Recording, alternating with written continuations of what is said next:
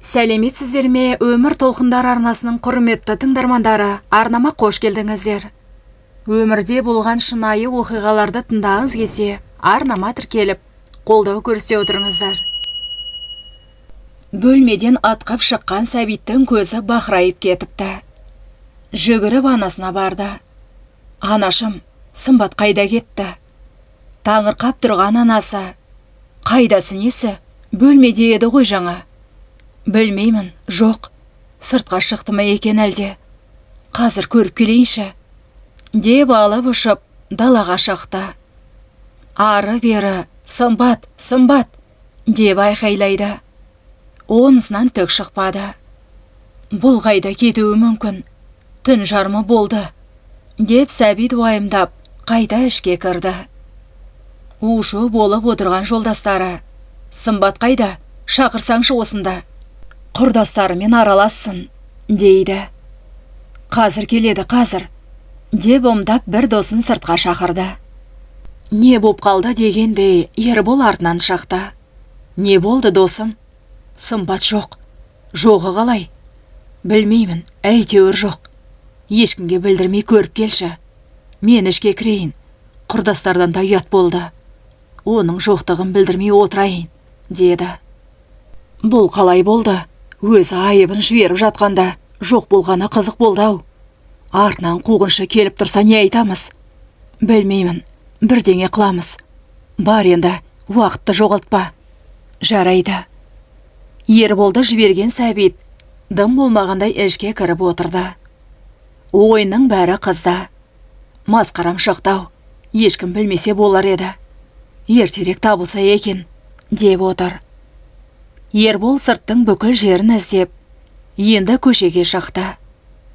Біраз жерге барып, таппаған соң үйге келе жатқаны сол. Қараңғыда бір қимылды байқап қалды. Сымбат шығар деп қасына жақындағаны сол, жүгіріп қаша жөнелді. Расында Сымбат екен. Ербол артынан қуып келеді. Сымбатта жеткізер емес. Ұстап алды әйтеуір. Сымбат, не болды саған? Қашқаның не? Неге шығып кеттің? Сәбит күтіп отыр ғой сені. Күтсе күте берсін. Соған біреу мені алып қаш деді ме? Мен тұрмысқа шығамын деп келіспедім. Онда неге жүрдің? Шаруаң не? Мен әлі жаспын. Бұлай алып қашқаны дұрыс емес. Мен Сәбитті ұнатпаймын. Мені апарып таста, Ербол. Ештеңе етпейді, ұнатып кетесің. Танымайтын біреу емес. Сәбиттің сені қалай жақсы көретінін білесің. Бұдан артығын таппайсың, деді. Жоқ, мен бармаймын, деп қасарсып тұрып алып еді. Ербол Сымбатты тыңдаған жоқ. Білегінен сүйрегенде үйге сүйреді. Сәбит өте қарапайым жігіт. Кішкентайынан әке шешесінің таяғын жеп өскен бала. Бала құсап ешқашан ойнамайтын. Отбасына 2 қыз, 3 бала. Еш қайсысы балалық шақтың не екенін білмей өсті. Азаннан көз ашқаннан жұмыс, кешке көзі ұйқыға кеткенше жұмыс. Достармен бір ойнағанды білмейді. Тек әке шешесі қыдырып кеткенде ғана көшеге бір қарап қоятын. Осылай әке шешесінің қатал қадағалауында өскен Сәбит сөзге де шорқақ болып өсті. Бірақ жастайынан еңбекке пісіп өскен бала. Еш ерінбей еңбекқор болды. Мектепті бітіріп, оқуға да түспеді. Өздерінің жүк көлігі бар еді. Сонымен тынбай жұмыс жасайтын. Ақшаны да жақсы табатын. Солай жүріп, досы арқылы Сымбатпен танысты. Сымбат Ерболдың жүретін қызының құрбысы. Өзі адам менсінбейтін қыз еді. Сәбитті түріне, одан қатқан қолына қарап, еш жақтыра қоймады. Бірақ құрбысынан Сәбиттің оқымаса да, жақсы ақша табатынын естіп, жылы сөйлеп жүр. Момын Сәбит өзіне жылы сөйлеген Сымбатқа ойы кетті. Соны біліп жүрген Сымбат қалағанын Сәбитке айтатын болды. Қалаға барып қыдырғысы келсе, киноға, концертке барғысы келсе де бәрін айтатын. Тіпті ұнаған алтынын, киетін киімінің өзін астарлап жеткізетін. Аңқау Сәбит Сымбаттың сөзін екі етпей ақша беретін. Ұнаған затыңды ал деп. Міне, Бүгінде концертке барған еді. Қалаға әйгілі бір әнші келеді деп айтқаны сол. Досымен Сәбит жүретін қыздармен қыдырып барып келді. Сымбаттың барынша көңілін аулап әлек. Алтынға қызығатын Сымбатқа қаладан бір жүзік алып берді. Оны тымпайтып қолына салып алды. Жүзікті қабыл алған соң, Сәбит темірді қызған кезде бас деп, Сымбатты үйіне алып келе салды. Соған ашуы келіп, қашып жүргені осы. Сымбат Сәбитті ұнатпайтын. Тегі ақшасы үшін жүретін. Бірақ арты осылай алып қашу болады деп ойламады. Сымбат әлі де алдап сулап, Сәбитті көпке түсірмекші еді. Онсы жүзеге аспай қалды. Өзінің қалай келін болып қалғанын білмей отыр.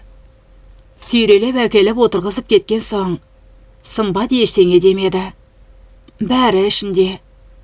Әлі менің кім екенімді білмейді екенсіңдер. Әзірге тыныш отыра тұрайын. Айқай-шудан ештеңе шықпайды. Кішкене күтейін. Сосын кетемін үйіме. Бәрібір мен бұл үйде қалмаймын, деп отыр. Жөн жоралғы бойынша айыпшы жіберіліп, арнан қуғыншылар келді. Қуғыншылар үйге кіргеннен Сымбат арамдыққа басып, көз жасына ерік берді. Мені әкетіңдер, басып алып келді. Мен қалмаймын. Мен Сәбитті ұнатпаймын. Жақсы көрмеймін. Жақсы көріп кетемін деп айта алмаймын. Мен жаспын. Әлі оқуым бар. Бір үйде қамалып отыра алмаймын. Үйіме кетемін. Бәрібір бізден ештеңе шықпайды. Ажырап кетеміз уақыты келгенде. Сондықтан бір-біріміздің басымызды бұлғамайық, дейді. Келген қуғыншылар қыздарының жылағанына төзе алмағаны бар. Неге қинап ұстап отырсыздар? Екеуі сөз жарастырып жүрген. Өзі қалап барды дедіңіздер ғой жаңа. Мұны қалай түсінеміз? Рұқсатынсыз неге алып кетесіздер? Не деген масқара? Өздеріңіздің қыздарыңызды осылай алып кетсе жақсы ма? Деп біраз қоқаңдап шыға келді. Мұнысына шыдап отыратын Сәбиттің анасы ма? Баласының үндемейтінін біледі. Өзі шықты ашынып. Қыздарың не деген пысық арам еді. Үндемей отырып, енді өнерін көрсетіп отыр. Қыздарыңды жай алып қашқан жоқ. Қолына жүзігін тағып келді. Рас, менің баламмен сөз жарастырып жүргені. Менің баламды танымайтындай емес. Кездесіп жүргеніне біраз уақыт болды. Барлық сыйлығын қабыл алып жүр. Ұнатпаса неге жолайды менің балама? Пайдаланып жүрма сонда? Қыз болған соң алады да енді. Қайтарсын ана жүзікті. Үндемей тағып алып отырмай. Не керек? Ол жерде біраз нәрсе айтылды. Екі жақта тоқтай алмады. Мұндай жанжалдан соң қыздың қалмасы анық. Қуғыншылармен бірге Сымбат үйіне қайта кетті. Кеткеніне Сәбиттің анасы да қуанды. Мұндай бәледен аулақ болғанына шүкір. Енді өзіне лайықтысын табарсың. Тіпті болмаса, өзім жолдастардың қызын әперемін, деп қойды. Сәбит үнсіз отыр. Іші алай-дүлей. Алған келіншегі тастап кетті деген атқа ие болып қалды. Міне, содан бері жылда өтті. Жолдастарының бәрі үйленіп жатыр. Бұл әлі жүр. Қыздарға сенуден қалған. Бір жағынан қорқынышы бар. Тағы алдыңғы жағдай қайталанып қалмаса екен дейді. Содан еш батыл шешім қабылдай алмай жүр. Алғашында достары қашан үйленесің? Артын суытпай үйленіп алсаңшы. Ертең жүріп қаласың, дейтін. Қазір сен мына түріңмен үйленбейсің. Саған өзіміз тауып береміз, дейтін болды. Расында да, сол достары ортаға түсіп, бір қызбен таныстырды. Айнұр қарапайым ауылдың томпақ қара қызы. Сымбат сияқты қақаңдап тұрған жоқ. Достары Сәбитке жақсы жар болады. Ауылдың тірлігінде үйіріп әкетеді. Екеуі бір-бірін толықтырады деп ойлады. Сәбит пен Айнұр сөйлесіп көрді. Сәбит үйленуге ниетті екенін айтып, бірінші болған жағдайды жасырмай айтты.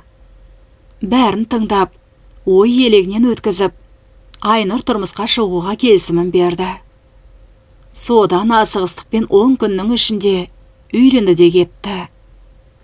Сәбит отау құрғанына қуанышты.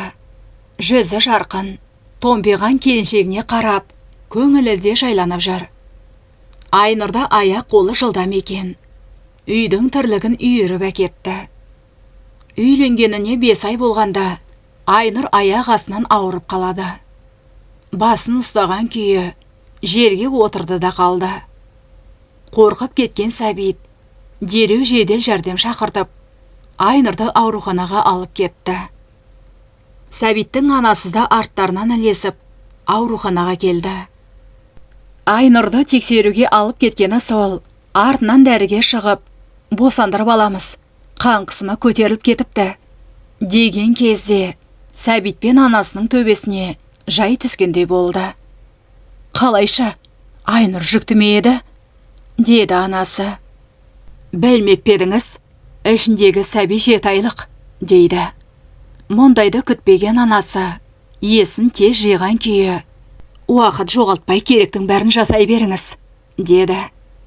Сәбитте не істерін білмей, бір орында қақиып тұр екен. Қасына анасы барып, сен білетін бедің, келіншегінің жүкті екенін? Жоқ, танысқан кезіңде бірге болып қойдыңдар ма? Үйленгеніңе 7 ай болған жоқ, бұл не жағдай? Деп сұрайды. Өзі де ештеңені түсінбей тұрған Сәбит не айтарын білмеді. Бар айтқаны, менің балам емес, үйленбей тұрып, қолымның ұшында тигізбедім, деді. Анасы терең дем алып, әшінің бәрі өртеніп отқандай отыр. Тұңғиыққа батып, ойға шомып кетті. Содан екеуі Айнұрды күтіп тұрды. Айнұр аман есен қыз босанды. Оның босанғаны ешкімді қуантып отырған жоқ. Бәрінде тек бір сұрақ.